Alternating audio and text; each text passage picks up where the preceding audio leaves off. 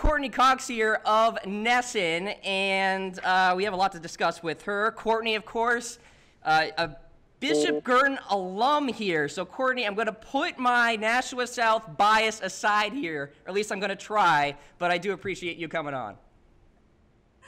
Thanks for having me. Yeah, we won't hold it against you that you went to South. BG was obviously the better school, but won't hold it against you. I think we beat you guys every year when I was in high school in football. I'm just okay. Well, you guys, I believe, recruit, so that's not allowed. I don't want to get heated here, though. I don't want to get into this. This is a friendly interview. But no, we really do appreciate the time, Courtney. And I want to start off with asking you about these New England Patriots. I harped on them a little bit in the last episode, a little bit today as well. They're going to battle the New Orleans Saints.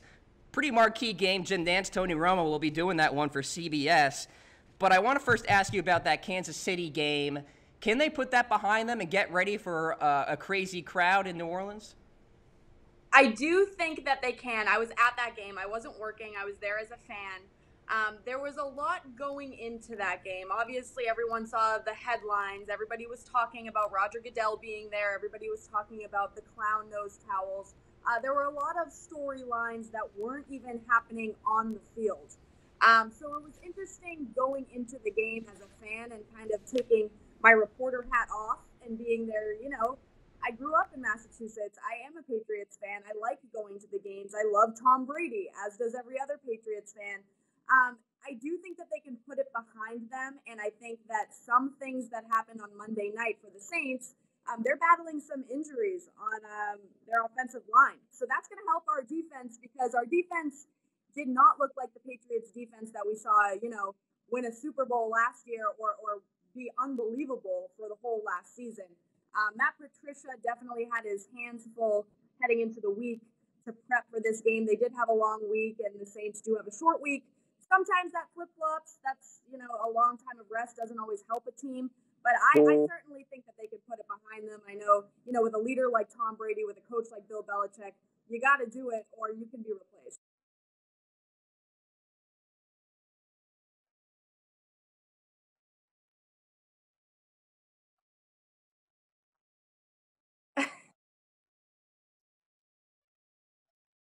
Lamar Jackson, who's absolutely tearing it up right now. One of our own here, Harris Rubenstein, loves the guy, thinks he's going to win the Heisman back-to-back. What are your thoughts on Lamar? I mean, he played really well against North Carolina. You're an ACC enthusiast, as you say. Thoughts on him? I am. I worked for the ACC my first year out of school, and I absolutely love the ACC. I'm a diehard ACC fan. When there's ACC matchups, I just can't get enough. I love Lamar Jackson. He played at BC last year. Louisville came to Chestnut Hill. I'm a BC alum, so I went to that game working for NESN. And it's crazy because he's so young, and you can tell that in interviews. I think that he had hurt his hand or something during the BC game, and he was asked about it. And in my head, I'm thinking, oh my God, you want to go to the NFL? Like, don't say anything's wrong with your hand. And he's like, yeah, it hurts a little bit, but I'll be fine. Like, he doesn't understand how big of a name he really is, I think. He had crazy stats in the UNC game, and UNC's a good team. Larry Fedora does a great job with the Tar Heels, always has. They bring out some really great talent. I mean, we saw Mitch Trubisky last year get picked up as the first quarterback in the NFL draft. So, you know, UNC is not a program to overlook if you're Louisville, and they got that win. And he had this stat line. I think he had like more. He outgained the entire UNC team. Like, he had 525 yards. The entire UNC team had 401. Right. So you look at a stat like that. This kid's incredible. So I have to agree with you. I think that he probably will win the Heisman back-to-back years. I think he deserves it. He's incredible on the ground. He's incredible throwing. He's fast. He's quick. He's pretty spot on. And for such a young age, I mean, it's exciting to watch. I do think that this week will present, a difficult hurdle for him with Clemson. I'm also a huge Clemson fan. So, I mean, it will be interesting to see. It is a home game for Louisville, so that will help them. And they don't have Deshaun Watson anymore. Clemson doesn't. So, I mean, both teams coming off 2-0 on their record. So it'll be a matchup that will be, I think, down to the wire. I wouldn't be surprised to see this one go to overtime. Sticking to the ACC here, Courtney. Got to ask about the alma mater here, Boston College. Now, I have a little history here too with Chestnut. Used to have season tickets. I remember watching Matt Ryan, and I guess those days are long, long in the rear view mirror here because look, they got a good defense. It's promising. The offense is just it's stuck in neutral. To be very nice to say it. I mean, this is tough for you to live through. Am I wrong?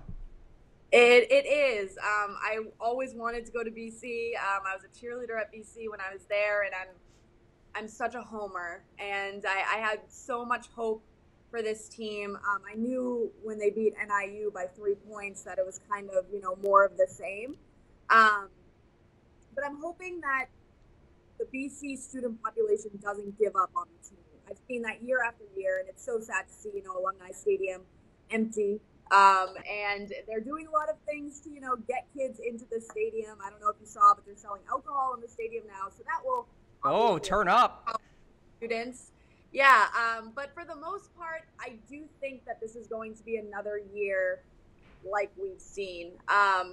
It's hard to watch year after year. I know my 4 years, the offense had a hard time because they had a different offensive coordinator every single year. Right. So for BC, I think it's just finding the right coaching staff to stay with the program and build it. I also think it starts with getting, an unbelievable freshman quarterback to come in and be able to build him. We've seen so many fifth-year quarterbacks come in and be okay for the year, and then they move on. So I think that they've got a lot of obstacles ahead of them, and this weekend is going to be a fun one. For people that don't care about the outcome of the game, the Holy War is also always one of the best weekends ever.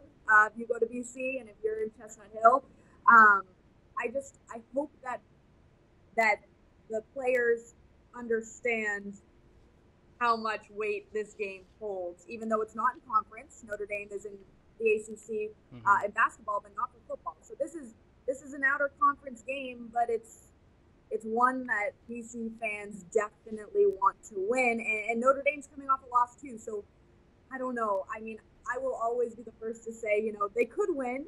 We saw them beat USC when they were number 1 a few years back. So, I mean, I'm such a hopeful with the whole thing. And I think Adazio has the passion and has the drive. And we have a new AD who's great and really trying to get kids into the stadium and be football fans again. He wants BC to get back to that place where people want to go there for the football. So, I mean, I love that place. Alumni Stadium, I think, is one of, the holy grail for me. It's heaven on earth. I get chills walking in there still. But I do have that sentimental connection. So, I'm probably the person to ask about this team, but also not the person to ask because I'm always going to say there's hope for them. And I do hope to see them get better, or at least build upon what we've seen in the first 2 games, which wasn't much. Yeah, I got to respect the loyalty there. Hey, look, if the kids just start ripping shots of Patron or something during this game, gosh. that's good, right? I'm going as a fan, so I'm hoping to have a good time. My parents are going. All my roommates are going, so it'll be fun regardless. I even have 2 of my best friends went to Notre Dame, so they'll be in town. It will definitely be a rivalry. So I've got some stake in this. I want bragging rights for the year. Heck yeah, that'll be a good one. Absolutely, certainly enjoy that. And I gotta ask you this. So your Twitter and Instagram bios indicate your Baldwin's forever girlfriend. Now, help me out here. Walk me through this. Are we talking Alec Baldwin, Doug Baldwin, an imaginary friend named Baldwin? Help me out. We are talking Baldwin the Eagle, the Boston College mascot. There it is. There it is. Come on. Of course. And it's actually funny. I'm going to call out my old boss at the ACC, Andy Siegel. Of course. When I first started working there, he called me into his office, and he, of course, and people that are listening right now, if you're in college, they actually do look at your social media when you get a real life job. Life tip. I walked in, he had my Twitter up, my Instagram up, my Facebook up. He was like, you gotta, we've got to do some work here. And he said, take down the Baldwin's Forever Eagle. I'm working for the conference. I can't really have bias there. So I took it down, and then as soon as I got my next job, that was the first thing that I put back in there, because I'm a BC Eagle through and through.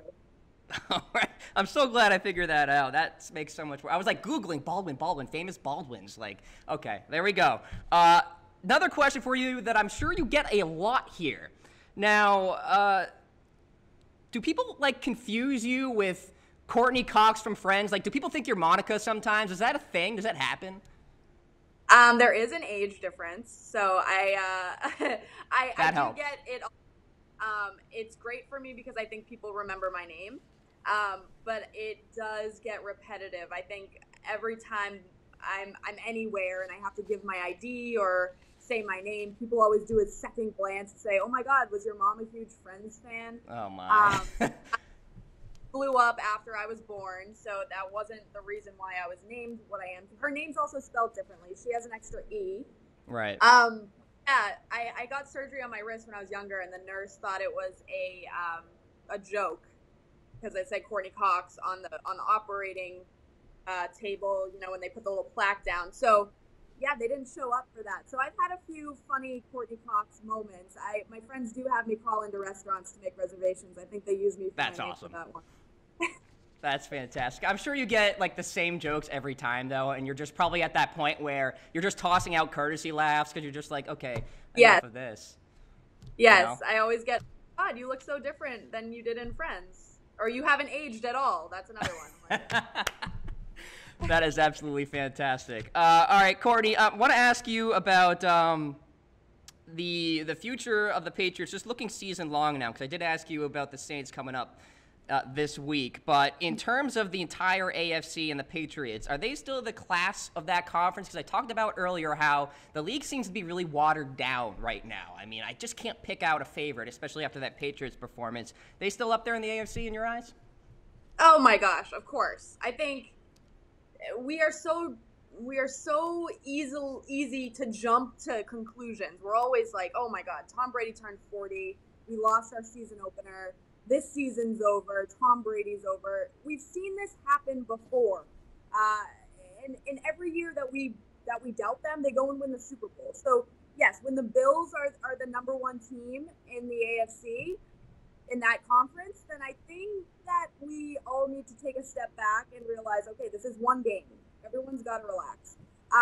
They are still a premier team. Yes, they're battling injury. Julian Edelman being out is definitely not going to help the team. Danny Amendola suffering that injury. He's a little banged up right now. So, yeah, I mean, it's the same thing. Every football team faces injury. Every football team has to replace guys. But Bill Belichick, I think today, was asked about injuries, and he said, I've seen weeks worse than this. I don't know why people are freaking out. Yeah, I mean, the team didn't look like the normal Patriots team in the opener, but I mean, we'll see what happens when they hit the road, but I don't think people should be freaking out as much as they are right now. I think we've got the coaching staff to make another Super Bowl run. I think that their schedule will help them. They don't have the hardest schedule at all. And I think we've got the leadership. So I don't think people should be freaking out as much as we see. I mean, I look on social media, like, you would think that someone died on the Patriots team. It's just, everyone's got to relax. The sky is falling, right? You know. Exactly. And that's so New England, too. It's like, oh my God, the Patriots lost a game. Let's all freak out. It's like we're so spoiled up here that people forget that, one loss is not going to ruin the year. Okay, last question here. You said you're a cheerleader. Are you a fan of Bring It On and that franchise?